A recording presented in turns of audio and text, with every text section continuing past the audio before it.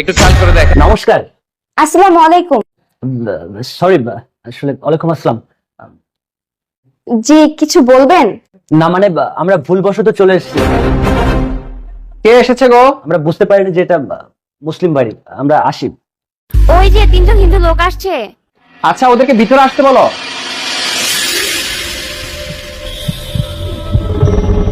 ইয়া মানে আপনাদের কি ভিতরে যাচ্ছে? আসুন ভিতরে আসুন। না মানে দিদি ভাই, আমরা ভুলবশত চলে এসেছিলাম আর কি। আরে না না, আমরা মুসলিম, তাতে কি হয়েছে? আসুন না ভিতরে আসুন, কোনো সমস্যা নেই, আসুন।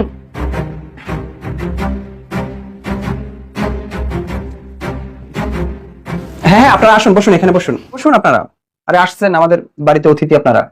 আচ্ছা, তারপর বলুন আপনারা কি উদ্দেশ্যে নিয়ে আসছেন। আর কই গো, ওদেরকে নাস্তার ব্যবস্থা করো, ওরা আসছে আমাদের বাড়িতে মেহমান।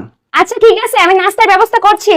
আচ্ছা হ্যাঁ, তারপর বলুন আপনাদেরকে কিভাবে উপকার করতে পারি, কিভাবে সহযোগিতা করতে পারি। আসলে দাদা ভাই, ধন্যবাদ আপনাকে। আসলে আমরা বুঝতে পারিনি যে এটা মুসলিম বাড়ি, আমরা হিন্দু বাড়ি মনে করে ঢুকে পড়েছি। আমরা আসি দাদা ভাই। আরে এসব কি বলছেন আপনি? হিন্দু মুসলিম এখানে ভেদাভেদ করছেন কেন? বলেন কি সমস্যা, কি উপকারে আসতে পারে সেটা বলেন আপনি। আসলে দাদা ভাই, আপনি হয়তো জানেন উত্তরপাড়ায় যে মন্দিরটা ছিল, সেটা কিছু দুষ্কৃতিকারীরা আগুন লাগিয়ে দিয়েছে, প্লাস ভাঙচুর করেছে। আমাদের অনেক ক্ষয়ক্ষতি হয়েছে দাদা ভাই।